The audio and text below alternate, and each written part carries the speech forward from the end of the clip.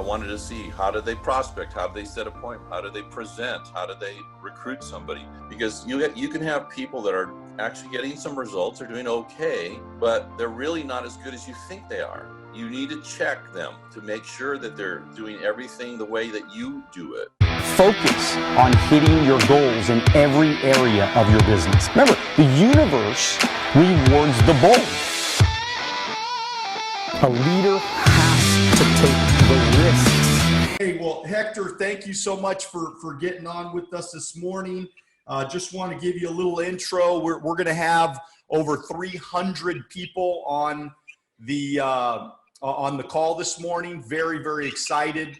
And but hey, everybody, we got Hector Lamarque on. He's a national sales director with the company. Career earnings over $80 million. He's been my coach, my mentor for over 20 years now. He's got over 14,000 agents. Okay, it's probably closer to 15,000 by now.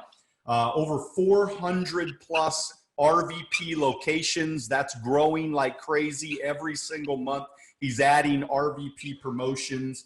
He's a dad, he's a businessman, he's a husband, and he's been financially independent, if I recall, since 1992.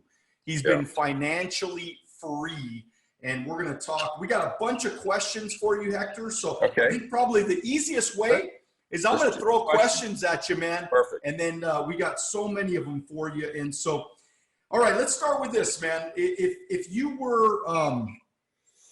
were to change one thing about your Primerica career, what would it have been? What would you have changed? Well, that's pretty simple. I mean, there's the one mistake I made in my career was listening to Mike Sharp telling me to get out of the field and sell the dream. That was the stupidest thing I ever did. Cost me multi-millions. If I was to do it again, this is exactly what I would do right now, especially in this environment. I think this Zoom thing's phenomenal. If I had, knowing what I know now, I would have not stopped until I had 100 productive directs in my base shop and 100 first-generation RVPs. I would never have let up for a second. I would have stayed in the field. I would have been doing appointments. I would never have let up. I think if I would have done that, I'd probably be making $10 to $20 million a year right now instead of $3 million. So you don't have to feel sorry for me, but it was a huge mistake, and I see almost everybody make the same mistake. They get out of the field way too soon. They start managing from their office and stuff like that. That to me, that's really the only mistake I made in my career. Everything else, I can't think of anything else that I did that I wouldn't do again other than that. That was really, really a big mistake I made. I loved being in the field. It was really easy for me. And the other thing that I would have done, I think, a little quicker is I would have, I did this anyways, and it took me about 3 years to figure out that to only work with motivated people. In the beginning, I wanted everybody to be successful, and I spent a lot of energy working with people that just simply weren't motivated, and that cost me, and it's costing most of you right now. And I figured out that to work only with motivated people, that was in 1986. All of a sudden, my first year I made 18 grand. My second year I made 35,000. My third year I made 86, and that's when I figured out that most people just aren't motivated. They just aren't. I wish they were, but they are not. And to put energy into people that aren't motivated is a complete waste of time and energy. We all have a finite amount of time and a finite amount of energy to invest in our business, in our life. So investing money in that area is like pouring water into a bucket with holes in it. So when I started to only work with motivated people, and how I knew they were motivated, just watch their behavior. They show up to all the meetings. They listen to the audios you recommend, watch the videos you recommend.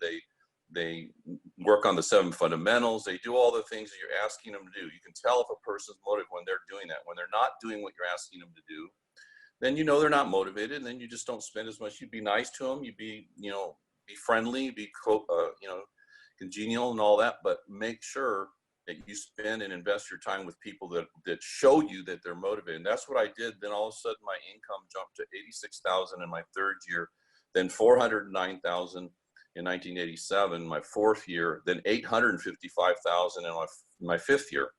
And then after that, started making $1 million, $2 million, $3 million a year. But that was a huge turning point for me. And I see most people, they don't do that.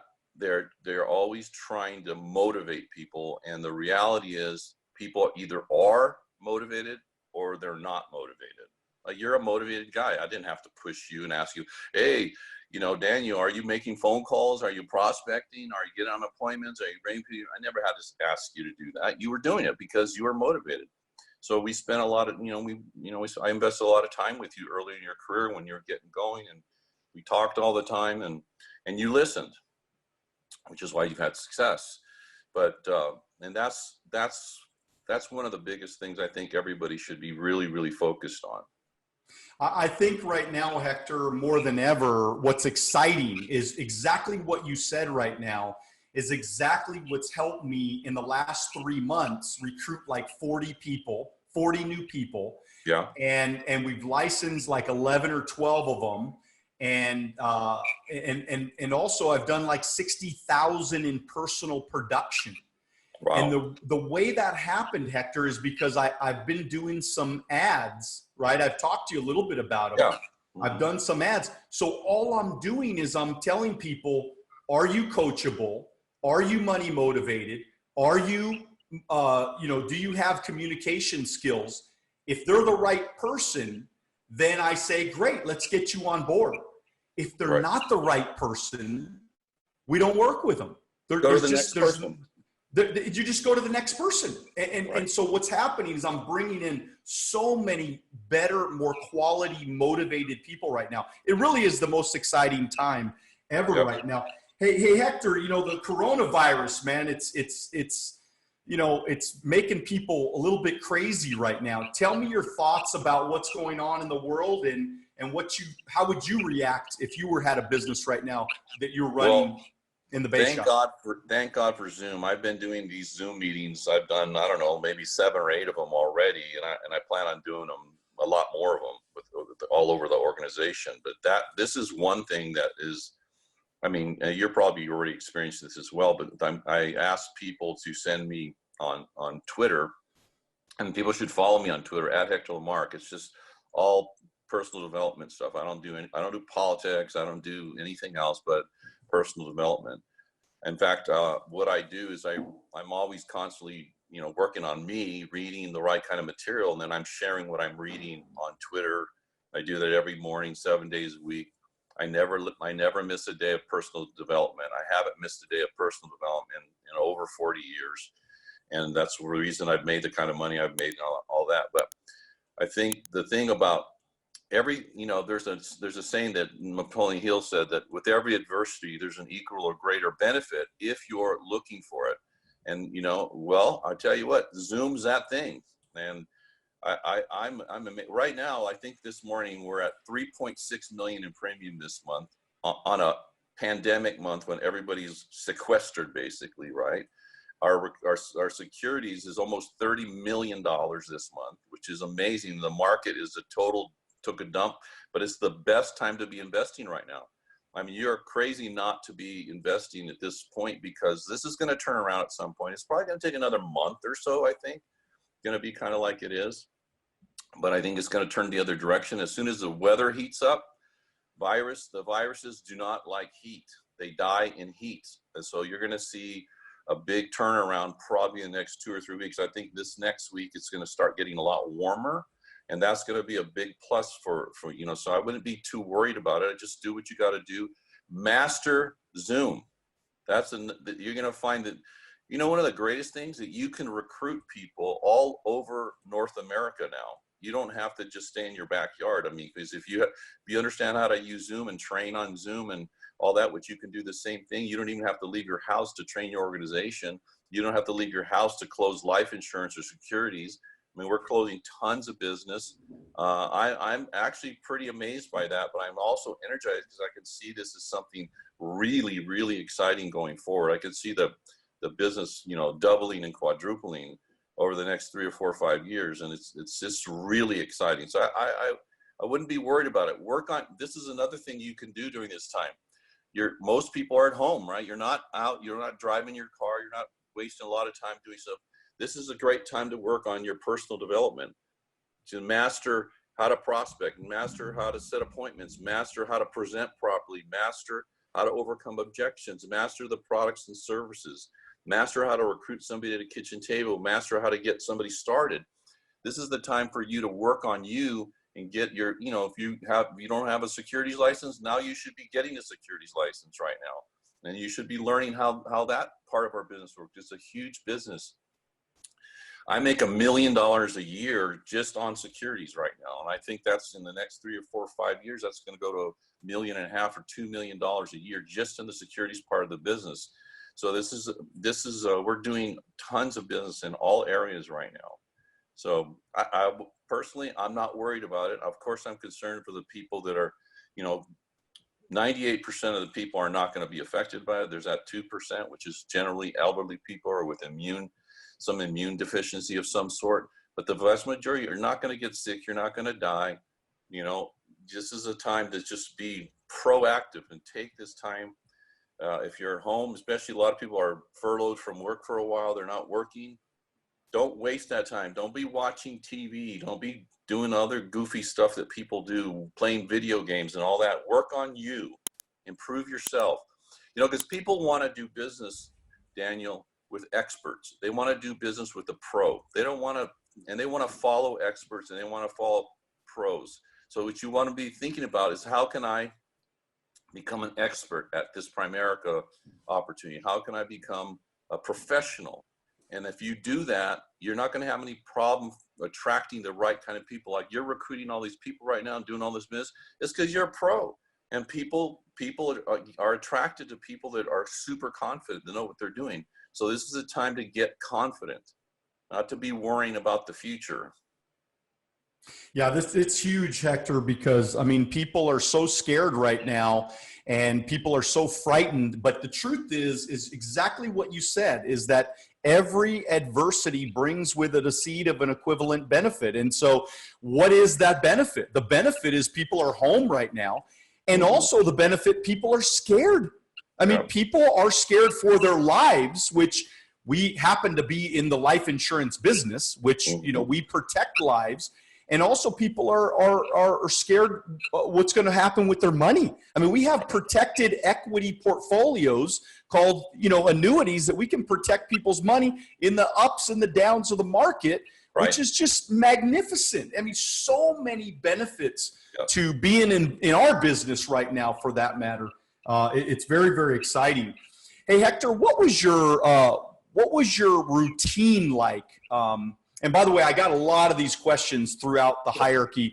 What was your routine like in the early days as you were starting to build your business?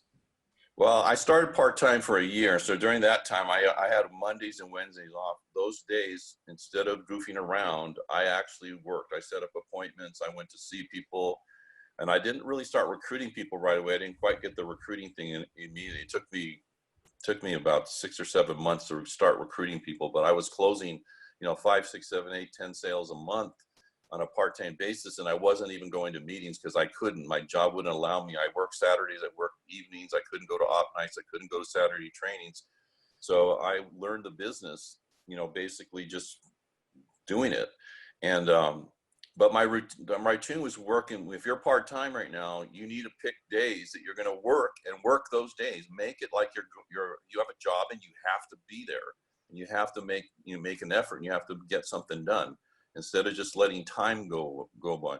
One thing I did, which is one of the most important things I learned, is I never went to bed ever for years and years and years.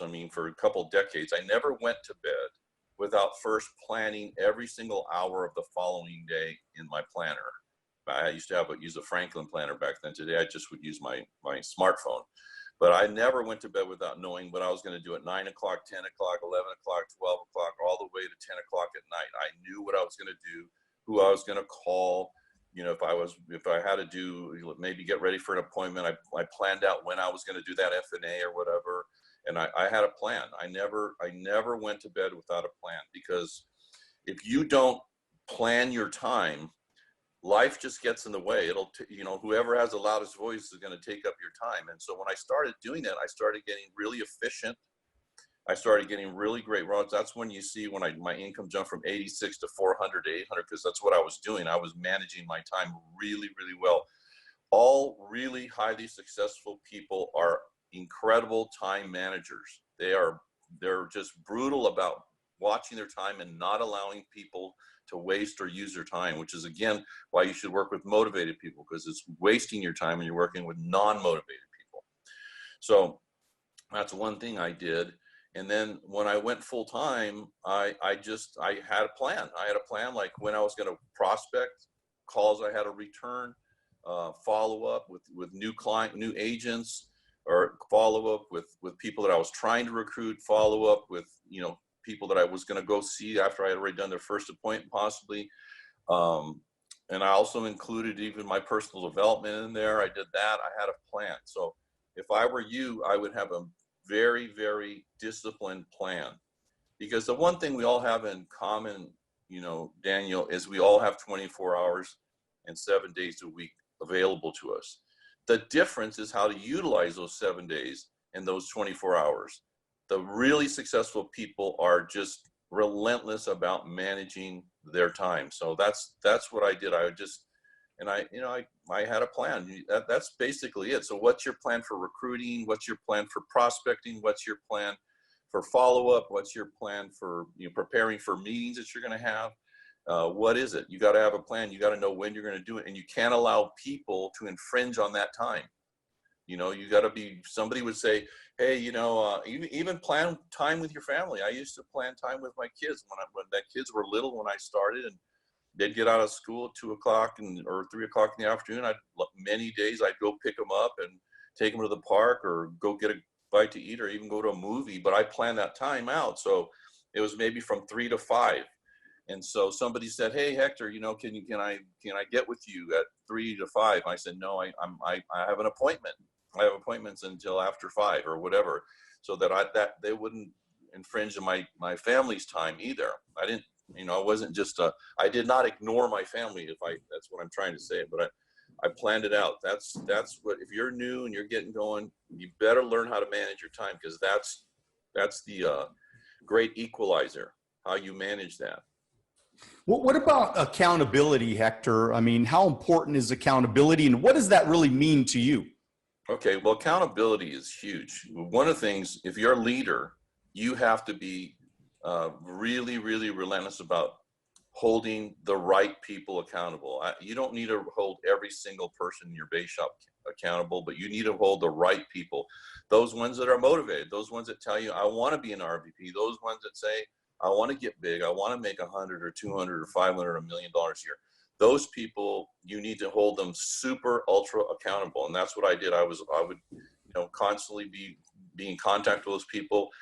In the early stages, I called everybody, you know, either that night when I got home, and if it wasn't too late, then I'd call them in the morning. So hey, Rick, how did it go last night? Hey, Gary, how did it go last night? Hey, George, how did it go last night? Tell me what you did. Who did you see? When are you going to close them? When are you going to, how many people you got coming to the meeting? How many people you got coming to Saturday training? You know, I was always on top of people, really, really on top of them. And if people didn't like it, then I knew they weren't motivated. So I stopped doing it. I didn't worry about those people. I worried about only the ones that were motivated. You know, as a theme right here, right? I keep talking about that because it's a huge thing that if you get this, you're gonna see some great movement in your business.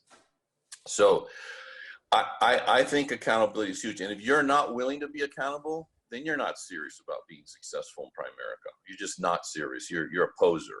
So you need to be okay with that. And a lot of people have a problem with it because it exposes them, and they don't like being exposed. And I've had tons of people who started being accountable when I started holding them accountable and calling them and stuff, and then pretty soon they stop being accountable. They stop checking their numbers. You can see it. They just stop doing it. And that's because they're really not that motivated. They don't want to be big. If they wanted to be big, you know, if you're going to be a Navy SEAL, there's a show called SEAL Team on TV, which is probably one of my favorite shows on TV. The discipline that and it's very realistic. In fact, somebody somebody that was a Navy SEAL said that though it's very accurate to what it actually happens. But the thing they have in common is their preparation's ridiculous. It's just incredible how they prepare for battle, and their accountability is ridiculous. They're super accountable to each other and to the team and all that. And it's basically the same thing. If you're going to build, you should be thinking about building a SEAL team in your base shop. Who's the SEAL team? Who are the people that are the most committed, the ones that you're going to take into battle, that they're going to have your back, they're going to do what's necessary, they're going to do the preparation necessary to be successful and win. In our thing, we don't go into battle, we go across the kitchen table. That's our battle, is the kitchen table, or now the Zoom internet thing, whatever. But the bottom line, that's where the rubber meets the road for us. How are we going to do when we get into battle? When they say, I want to think about it, or I'm not a salesperson, or I don't do business on the first night, or all that kind of stuff. What's your preparation level to deal with that? That's what you got to be willing to do. Talk to us about that's huge, Hector. I mean, I love that. I mean, I think that's the great separator between the ones that make it and the ones that don't, are the ones that are super accountable. I called you every day for 5 years. I called you every single day. And I think that, and although it was just maybe a 1 minute conversation or 30 seconds, it wasn't a long conversation every day. It was just, hey, look, Hector, this is what I'm doing. This is what I got going. I just wrote this sale. I mean, a lot of people know me today in the company from those early voice tell conversations that we would have, and you would send them out to the entire company. But it was every single day, results. Didn't get a result. If I didn't get a result, I would say, hey, Hector, I didn't get a result. This is what they said. And then you would say, hey, Daniel, next time try this. Next time think about saying this. Maybe you might want to do it this way. And by the way, Hector, a lot of people don't realize that most of that training was when I was already an RVP. Right. If you think about it. So, a lot of people, they go RVP, they get a big head, they think they know everything. And I stayed very humble as an RVP. And I said, hey, look, this is the most important time that I should be accountable and coachable, because I got the biggest contract now. Right. Why would I not do everything I'm supposed to do, especially as an RVP? Right. And that's a good point you make, because that's how I trained most everybody, is like that. The guy goes, how did it go last night, Daniel? Well, it was a good appointment, but I didn't close. And I said, okay, walk me through it. Why not? What did they say? And then what I would do is I'd role play with you or whoever, and say, this is how I would handle it next time. And then I'd show you how to do it. Then I'd say, okay, you do it. And that's how I did it. So I'd get people, I would make sure they learned how to do it properly. I mean, that's one thing I think that helped me tremendously, is that I checked people's skill level. I wanted to see, how do they prospect? How do they set appointments? How do they present? How do they recruit somebody? Because you can have people that are actually getting some results, are doing okay, but they're really not as good as you think they are. You need to check them to make sure that they're doing everything the way that you do it. Because the question I would always ask, say, Daniel, if your motivated people were as good as you are at the KT, what would your business look like? Well, the question for somebody that's good like you is always, would be unbelievable. And then my next question is, well, why aren't you spending every available moment preparing your people to be as good as you are? I mean, that's what I did. That's what I focused on doing, is training people. I'm huge on training and small on motivation. I believe when you're prepared, people get confident. When people get confident, they become attractive. The more confident a person is, the more attractive they're going to be. People are attracted to self-confidence. And so that's what you've got to get people's skill level way up, so that they become confident and attractive to other people, and they know what they're doing. That's a huge thing. You should be paying really close attention to your motivated people, and make sure, check their skill level, check the way they do everything. And you'll find, right away, you can see why they're doing well or why they're not doing well and where they can improve. And little by little, you help people improve and improve until finally you go, heck, man, you're as good as I am. I'd buy from you, I'd join you. That's what you want to do. You want to get as many people as possible to that super high level of competency. And then that's how you develop RVPs. That's how you do it. That's how you duplicate yourself. And before you know it, you have an RVP team. And then if you do a really good job, your leaders learn how to develop leaders through what you taught them to do, which is what you've done and a lot of other people have done. So that's what you want to do. It's always about, you can't have a great company, Daniel, without great people. There's no such thing as a great company that doesn't have great people. And you can't have great people unless they know what they're doing and they're super competent. So I paid an enormous amount of attention to developing people. Because at that point, I knew I was closing, 80, 90 to 100% of the, when I was in a qualified appointment, it was very rare for me not to close a transaction. If I really wanted to recruit a particular individual, it's very rare for me not to be able to recruit that person. And so I knew if I could get people anywhere close to my level of, competency, then my business would be huge. And it got big because of that. That's huge. That's huge, man. Talk to us about saving money, man. How important is it to save money, and how glad are you that you saved your money? Well, it's huge. I've talked to you about that all the time. I've talked to you about that for years and years, and you've done a great job in that area. One of the big problems I see in Primerica is people, they're really into the bling, the fancy car, the fancy house, the fancy this, the fancy that. And my thing was, I'm working my tail off. I don't want to have to redo this again later. I'm going to make sure that I get debt free, which I have been since 1988 probably. And I want to be completely financial independent. In other words, I want to have enough money saved that if everything goes to heck in a handbasket, like right now, I have a lot of money saved. I have a lot of income that comes in outside of Primerica.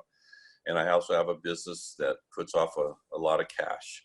So when I didn't buy my first really nice house, and back then it was a $600,000 house. It wasn't like it was a multi-million-dollar house. I had saved $1 million already by that point before I even thought about it, buying a new car or buying anything like that. And I was very, very frugal. And I've always been nervous about having debt. I don't like debt. I don't have any debt right now at all. I haven't had debt for many, many years. I have a couple, 3 properties, but I paid cash for all of them. I don't have any mortgage debt. I don't have any car debt. I don't have any kind of debt. I just have my overhead in my business, a couple of employees and stuff. It's very low. My overhead on my business right now is about 10% of my gross income, which I have. And so that means that my business runs at a 90% gross profit. That's unheard of. Nobody has a business like that where we have that kind of profit margin. And that's the kind of business you can have here. But the first thing you should all have an F&A done. You should have a plan to get debt free. That's number one. Debt is the enemy of being financially independent. And number 2, you should have a plan for getting wealthy, saving and investing, being very, very, very conscious of how to save and invest, and be slow to increase your overhead. Be very slow to increase, especially in the early years. Be super slow about that. Start making, all of a sudden somebody starts making 10, 15, 20 grand a month, they got to buy the Mercedes and all that. Well, don't do that. No, nobody cares anyways. You think that's what recruits people and gets people going, but it's not. What gets people going is teaching them how to make money, getting them to make money. You teach people how to make money. They don't care what kind of car you drive or what house you live in. You teach people how to make more money and get their financial life in order. That's what people are really, the right people anyways, are into. Okay, that's one of the challenges I think with social media is there's so much of this goofy bling stuff going on that way before they're ready to do it. Now, if you're making big money and you're making $1 million, $2 million, and you want to drive a Mercedes and you want to live in a nicer neighborhood, do it. Then it's not a problem. Just go do it. But wait until you set yourself up first. You know how the airplanes, they say if we lose cabin pressure, that thing drops down, that you're supposed to put that mask on yourself first before you help anybody else, before you help your child or whatever. Well, same thing here. Get yourself debt-free and financial first before you start helping everybody and doing all this other stuff. Make sure you take care of yours and your own first. You know, that's what I did.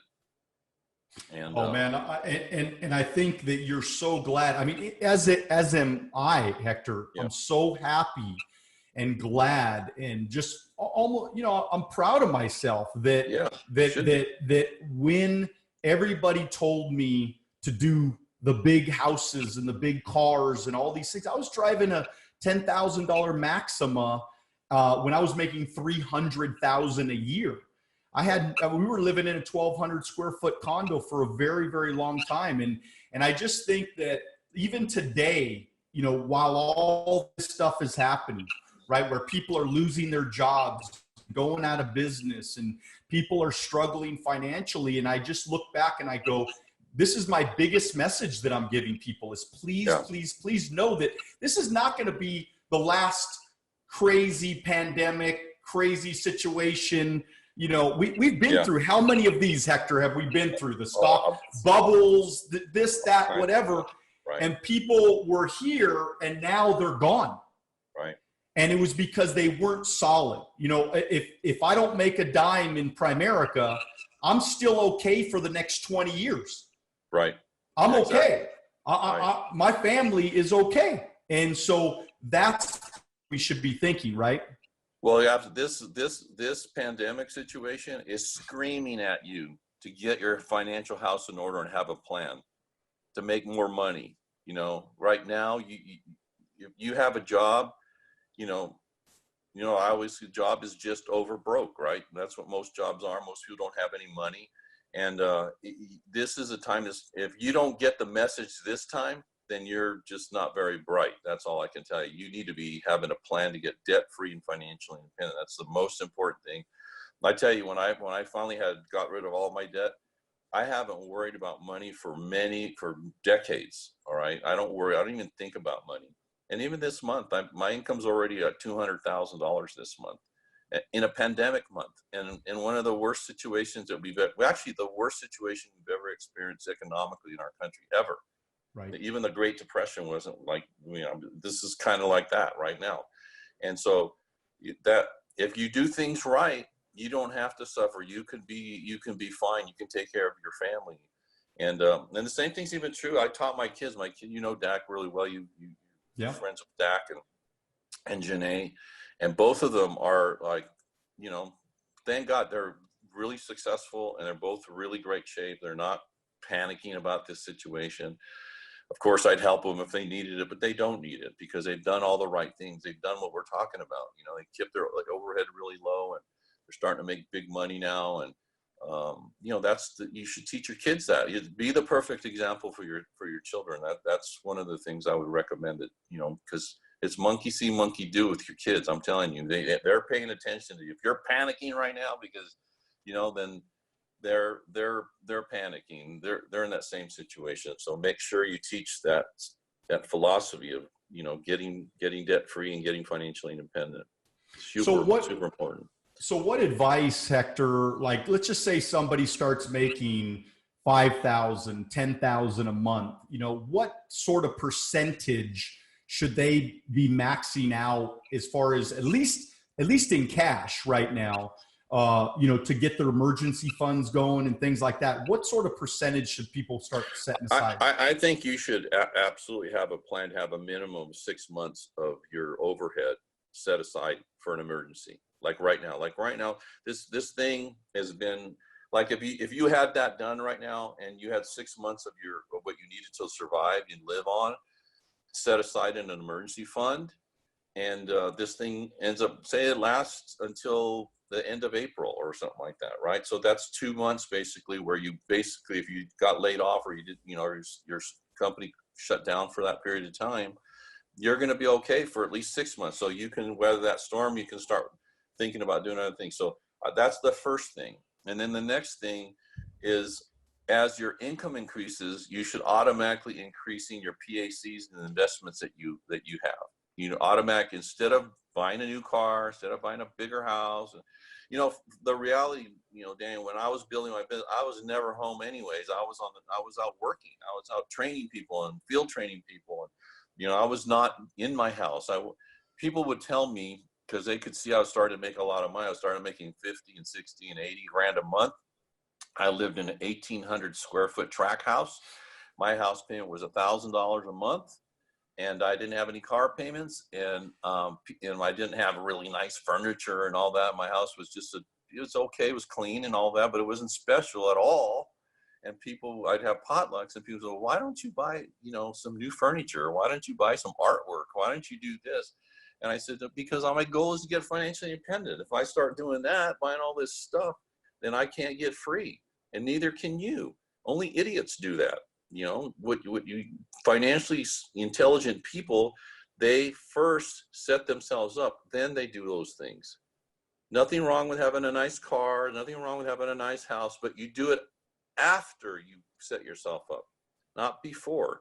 And I think, you know, Art Williams said something to everybody a long time ago. I mean, I've been in the business 7 years, something like that. And he said, and I followed this advice. This is great advice. He said, whenever you're going to make you know, some sort of a purchase or an investment or whatever, like when you're going to buy something, not an investment, when you're going to buy something, before you do that, ask yourself this: if my income were cut in half tomorrow, would I do this? Would I buy this car? Would I buy this house? Would I do that? And and the answer is, you know, obviously if the answer is no, then you just don't do it. So Jan and I, we put off buying a lot of stuff and doing all that stuff. In fact, lately we've gone the other way, where we're really simplified our life. We you know, because we don't have a big overhead, and I don't have a giant house, I don't have a bunch of cars, I don't do any of that stuff.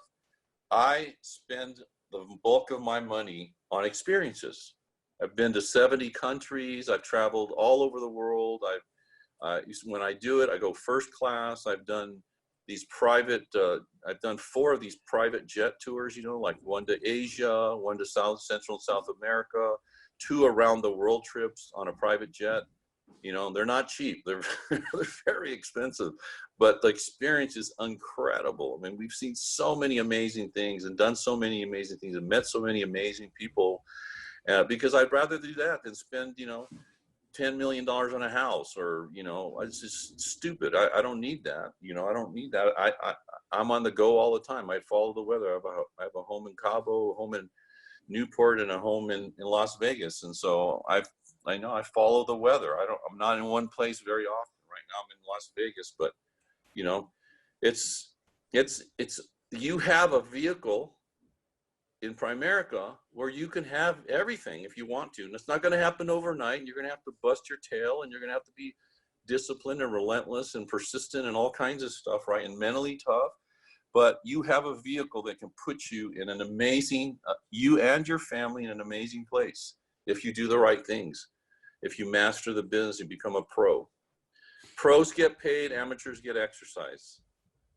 Hey, Hector, you know, you actually graduated at Laverne University, right? Yep. In psychology, right? Right. Psychology degree. Why? I mean, just from a psychological perspective, you know, why do so many people quit, and why are so many, especially these days, why are so many people so victim-minded and mentally weak? Well, one, because, you know, a lot of politicians encourage this victim mentality. Unfortunately, I mean, there's some parts of the political spectrum that wants people to be dependent. They need people to be dependent to get those votes. So and the media encourages that also. I mean, so that's one of the problems.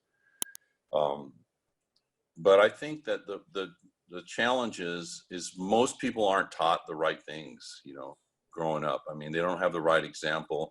I mean, I was fortunate. I grew up in a family. My father was, and my mom and my dad were both unbelievably hardworking people and very, very, you know, disciplined people in that respect. So I was lucky. The other thing I think that people struggle with is their people skills. are not adequate. They're not as good as they can be, you know. And I was lucky with that too. My dad had just ridiculously fantastic people skills. I mean, it was like a clinic every time he was around people, watching him, how he dealt with people, how much they loved him and all that. And so I learned how to do that. And your people skills really going to determine probably one of the most important things to master is how to deal with people in the correct way, and how to make people feel special, and how to make people like you and trust you. Because without like and trust, you have nowhere to go. You know, nobody wants to join you. Nobody wants to help you. And if you're a jerk, which unfortunately there's a lot of them out there, you know, they alienate people. And when you're a jerk, people not only don't want to help you, they want to hurt you. So that's not a good place to be. So it's really learning how to treat people special. And my parents used to tell me all the time, and I told this to my children. I said, they would say, mijo, the one thing that's most important to us is that you're a good person, and you treat people well, and you treat people with respect, and you treat people, you know, like you want to be treated. And that was really important to my mom and dad. And it was really important to me. And that's what I taught my children as well, because in the end, you can't build something great without the help of a lot of people. You have a lot of people that have helped you become successful. I have a lot of people that helped me become successful. I didn't do this by myself. You didn't do it by yourself. None of us are going to ever do this thing and become super successful by ourselves. We're going to need the help of a lot of people. And so you need to learn how to treat people correctly. You know, there's plenty of stuff, you know, on that you can read. There's no shortage of information how to learn how to be good with people. Use that, and that's part of leadership too. Part of leadership. You know, if your people, you know, the saying, you know, people don't care how much you know until they know how much you care, right? I mean, that's the real truth. Especially true with our wives or our husbands, right, or our children. So I think that's really important, that you spend a lot of energy learning how to do that in the best way possible. You can learn how to do that. So, big base shop. Why is it important that people build a big base shop? Because everything good goes to those who build a big base shop in Primerica. Everything good. All the people you see that are $1 million earners, I would say 98, 99% of them, all at some point in their career had a big base shop that turned into, you know, a lot of first generations and then a hierarchy. You're never going to build a big hierarchy without first building a big base shop. And that's hugely important. That's how I did it. That's how Rick Susie did it. That's how you've done it. That's how everybody who's big right now. I mean, you look at some of the guys that are doing a great job there, like, you know, Corrigay's doing a good job in that area. The Berrigans, there's a bunch of people in our organization, and you know, Neil Gerfine had a big base shop for a long time. I mean, the Youngers did too. Rick did. I did. Everybody did. So the only people that don't build big base shops are people that don't understand our compensation. If you understand our compensation, everything screams at you to have a big base shop and produce first generation already. That's where all the money's at. The money is based in first in Primerica, and you're never going to have a lot of first until you first have a big base shop. That's where all the money is. I mean, you know, I have a big hierarchy and I make a lot of money, but as I'm getting older, you know, I'm 63 now. My team's older. I have an older first generation team. You know, like in 1988, I was doing 600 sales a month at first, which is a lot, right? So that would be $600,000 a month at first right now. That's what I was doing. But that's what created my hierarchy that does now, you know, typically on a typical month, we're doing close to $4 million a month in premium, and, you know, 25, 30 million in securities, which, by the way, I think that should be double that. But that's all from having a big base philosophy. I had a big base philosophy. You can't teach what you don't do, by the way. If you're not going to build a big base shop, it's going to be very, very rare that you're going to have anybody in your team to build it. You might get lucky, but I wouldn't count on luck. Big base shop is everything. I would be on that morning, noon, and night if I were those of you listening. That would be my number one priority. Get wide, hire directs, and build a big base, and then teach your people how to build a big base so that you have a bunch of big base firsts. And if you start doing, you know, 200, 300, 400, 500 grand a month through first, you're going to make millions at this thing. You're going to build a big hierarchy. Don't worry about the hierarchy. I never worried about building a hierarchy. I only worried about having a big base and strong first. It's kind of like your kids, right? I mean, I have 2 kids and I have 4 grandchildren. Jan's sister, Darlene, has 5 children and like 16 grandchildren. Well, she's way wider than us. There's nothing you can do, and she didn't have anything to do with that. It's just what happens, so that's the best analogy I can think of, is if you get wide, you want to, like my parents had 7 kids, right? And so I'm the 5th of 7 children, and my parents are both passed, but they had like 30 grandchildren or something like that. Now they have a bunch of great grandchildren. Well, that's how it happens. And it also happens how it happens in Primerica as well. So a lot of people, because you probably don't talk about it as much, a lot of people don't realize that you average 10,000, basically in today's dollars, you average 10,000 in personal production for your first 5 years in business. How important is it that people lead from the front and actually go and produce themselves? Yeah, I actually did it longer than that. But the bottom line is, you have to. All the production I did was all field training.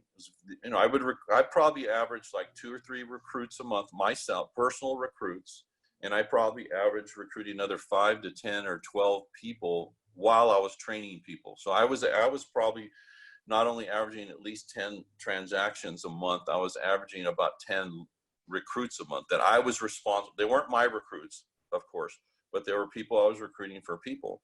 So I was recruiting people, because I have this reputation of being a sales guy in Primerica. But I have, like you said, 14,000 agents, and we recruit 35 to 40,000 people a year in my organization. So it's not just sales, it's recruiting too. You can't build a big organization without bringing new people on board. So, I think that's critical that you focus on that. So when you recruited those directs, the first thing you did was you trained them. Yes. And I think that's like getting somebody off to a fast start. I think a lot of people forget that, because there is kind of this notion, Hector, that I get one recruit and then I write one sale with that recruit and it's all internal consumption. Yeah. Well, that's Amway. That's Amway. And so explain to us why it's so important. You get a new recruit and you got to get them in the field so fast. Well, this is the problem people have, is why they don't do this. All right. Number one, their personal skill sets at closing aren't what they could or should be. So that's the first problem. The second problem is when you recruit somebody. When I recruited somebody, what I would do is I would tell them straight. I would say, Daniel, okay, you don't have to, if you were getting into a franchise, you'd have to invest 50, 100 grand in a franchise, right? You're not going to invest. The only thing you're going to invest is accessing your warm market and learning how to do the business. The whole point of field training is get you to a place where you are super competent and you can see people and help people and train people on your own. The way that your investment you're going to make is, we need to put together a list. I need to have you put together a list of 25, 30, 50, whatever, as many people as you can, that are married, children, homeowner, they're in the market, that we can go see, that I can teach you how to do the business. This is critical, because my goal is to get you to the point as quickly as possible where you're independent of me and you don't need my help anymore. That's my number one objective with you, to help you get there. So what we need to do first is get that list. And I would sit with them and I'd make sure we got that list. I wouldn't just leave it up to them, because if you leave it up to them, they ain't going to do it by themselves. Okay. You got to make them do it. It's an accountability thing. And then you got to make sure that you let them know. I would tell them, I'd say, look, see, and once we get the list to me is 1,000 times more important than the IBA, by the way, because people do IBAs and leave, don't ever get trained all the time. But if I have a list, and even if I don't have an IBA, I'm going to say, look, this is what's going to happen. This list right here that you put together, Daniel, it's potentially worth 10,000, 20,000, 500,000, $1 million. You know how much I've made off of recruiting Rick, just overrides on Rick's organization over the last 30. years or so, I've probably made, I'd say, close to half of the 80 million, 30 to 40 million dollars off of one recruit, Rick Susie. Okay, so I'd say, you know, when you find the right people, right? I don't know what this list is worth, but all I know is you need to go we need to go see these people. And if you leave, do you agree that all these people deserve to have a F&A and a plan to get debt-free and financially independent? Do you agree that all of them deserve to have that? And they're going to say, well, yes. I said, well, then, okay, I would much rather go see these people and do this with you. But if you quit before you get started, which a lot of people do, right? Then I'm going to go see all these people. All right. I'm going to call these. Now, I'm not going to get as many appointments. You know, if there's 25 names, I might only get, because I don't know these people, but I'm going to tell them that you referred me. I might only get with 10 of them. But if I get with 10 of them, as good as I am at the kitchen table, I'm going to turn those 10 into at least 8 transactions and probably 3 or 4 more recruits. And who knows what's going to happen? It could turn into something huge, potentially. But if you quit, you're going to miss out on all that thing. So I need to get a commitment from you. Are you going to make sure that we get you set up appointments and we go see these people? So I would make them do that so that they wouldn't just like recruit them and they're gone, right? And I want that list because I know what to do with that list. And if you quit before you get started, like so many Primerica do, right? I have now, instead of having to go cold prospect, I have a warm market list or a semi-warm market list that I can contact these people. Now, if I recruit 3 people in a month, or, you know, 3 people in a month, and I get 75 names and all 3 quit, now I've got 75 names to call. Now that I'm good, I'm going to turn at least to 25 transactions and 10 or 15 recruits and all that. So I don't have to go cold call, knock on doors, walk in malls and all that stuff. I don't need to do. I never did any of that stuff because that's what I did. And I had that list. Those names are everything. They're critical. Now I don't want anybody to quit, but you know what? They do.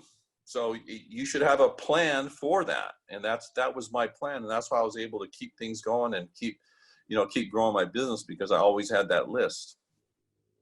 I always had a feeling, Hector, like they were going to quit on me in the first couple of weeks. So I figured I wanted to have them on. I wanted to get them on 3, 4, 5, 6, 10 appointments in those first couple of weeks. I had such a sense of urgency to get them in the field, to recruit them a team, to build them a team, to get them licensed.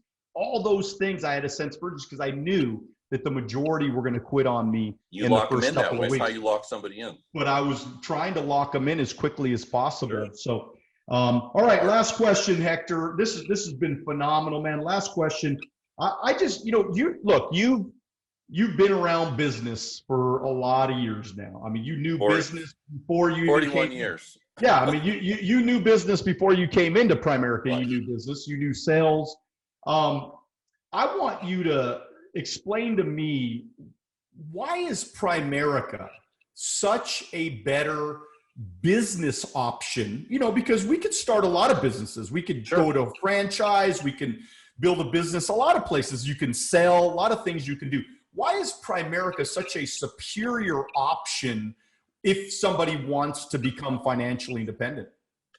Well, there's several reasons. One is that the cost to get started is essentially nothing. It's zero today. If you get trained, you get your money back. It's $49 for an IBA right now. And then if you do whatever you need to do securities wise, they pay for your securities, all that. So it doesn't cost anything. So it's a zero risk opportunity, number one. The other thing is, our market is gigantic. It is humongous because we're in the business of helping people get debt-free and financially independent. There's no other company that's doing what we're doing with that middle market. Our market is, you know, families that are making, you know, 30, 40, 50 grand to 150, 200 grand a year. So there's nobody servicing that group of people. And it's 80+% of the population of the United States. So it's gigantic. Right now, we have probably less than 1.5% of the market share right now in the financial service industry. It's nothing. We have the potential for growth here is gigantic. This need for life insurance, because people do die, they're going to die, and they don't have enough money saved. They need to have that. That's going to be around forever. It's even more prevalent, like you said today. People are more nervous about that than ever because people are, you know, getting this invisible thing and it's killing some people. So that's the other thing is, you know, most people aren't going to die right away, but they're going to live a long time and they're going to want to retire. They're going to want to be in good financial shape. Most people want to be in better financial shape. They just don't know how to get there. They have no idea what to do, what questions to ask, where to go, how to get started. You know, the average person has no idea how to get a mutual fund started, and they can start with us for as little as $25. So it doesn't really matter. We have the solution that people are looking for. And then debt is the most challenging thing for the average of that middle market people. Debt is what stops them from saving money, from being able to educate their kids, from being able to retire, you know, as they'd like to. It's that debt is deadly, and we have a plan for that, to show people how to get out of debt, and then where to invest and save that money long range. I mean, the average, you know, mutual fund over the last like 75, 80, 100 years is average around 10 or 11 or 12%. There's nowhere people are going to get that kind of return over time. Yeah, I know the market has dumped recently, but that's going to come back too. And right now, you know, securities and investments are on sale. It's a fire sale right now. So, and then the other thing is, there's no other, you know, people are always looking at these different, you know, MLM companies out there. The problem with them is they don't have any juice. In other words, what I mean by that, when I say they don't have any juice, there's the commission that you make per transaction is so low. You know, if you're selling, you know, Herbalife or, you know, whatever people are selling, they make almost nothing per item. In our business, if you're good, you sell a $1,000 life insurance policy. Even as a rep, right, you're, you know, district leader, you're making $500 If you do a securities transaction, you're making another $100. I mean, you're not spending a lot of time or energy in doing any of that. Then there's the override part of it, which is really what makes our business super exciting. I haven't seen a personal client since probably I don't know, 1992. So how many years is that? That's like 28 years. In 28 years, I have not seen a client. In 1992, I was making about close to $1 million a year. And since then, I've probably made $75 million plus, and I have not personally seen a client in all that time. All I've done is train people and teach people how to do the business. You know, so there's no other business out there that I know of that has the kind of upside potential, the multi-millions of dollars that you can earn. My investment in my business, what I invested out of pocket to start my Primerica, to make the $80+ million, I invested about $1,500, because you used to have to pay for your securities exam, and there's school and all that. So I invested $1,500. All the money I have since invested in my business, you know, opening offices, all came from profits from Primerica, my Primerica business. I didn't have to borrow money. So my out-of-pocket expense to make $80+ million was about $1,500. Show me a business that has that kind of potential, that you can invest that little. All you really have to invest is time and energy. You have to pay the price to become a pro, to become an expert, to get really good, and the upside is gigantic. I mean, there's no reason why everybody in the call, if they really, really, really wanted to, and they did the work, couldn't make $1 million a year here. I believe that with everything in me. Now, I know most people aren't going to do the work. They're not going to be disciplined or focused or relentless enough, but everyone has the capacity, the ability to do that. There's not a person on this call that if they really, really committed with everything they had, that they couldn't make $1 million a year here and get debt-free and financially independent and become wealthy at our business. I believe everybody can. I know not everybody will, but I believe everybody can. It's just a decision away for you. Well, Hector, this has been incredible. What amazing insight. We're getting comments like crazy. I mean, insane, unbelievable. This is the best information ever. I mean, this is powerful, Hector. And I'm so happy that, that we were able to do this today, because so many people right now, they're just begging for answers, man. They're just begging for an opportunity. And if they really paid attention today, not only did they find a great opportunity, but they also saw saw exactly the steps to take to make that a reality. And so, again, I appreciate your time, Hector, so much. Do you have any final thoughts? Yeah, for you guys should follow me on Twitter at Hector Lamarque. You should follow me. I'm telling you, it will be helpful to just take you 3 minutes to read my text, my tweets every day, but they'll be helpful. I promise you.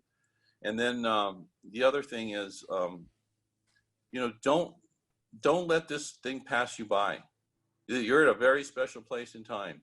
You got a great leader here in Daniel and Karma, and you should follow what they're telling you. Because they did everything I told them to do. If you do everything that he tells you or she tells you to do, I promise you're going to have a huge success. This thing. Don't let it go by. This is I don't care where you're starting from. It doesn't matter where you're starting from. All of it's learnable. I didn't know one thing about financial services, about investments, about insurance, about any building an organization like this. I didn't know any. I knew how to sell, but I didn't know how to do this, and I learned how to do it. And so can you, because the timing is amazing right now. This is really the best time you could ever possibly be. I know it sounds crazy with this pandemic going on, but I'm telling you, I know Daniel's I'm super excited right now about what's coming, in the future with this thing, especially with this Zoom thing and all that. So go be awesome.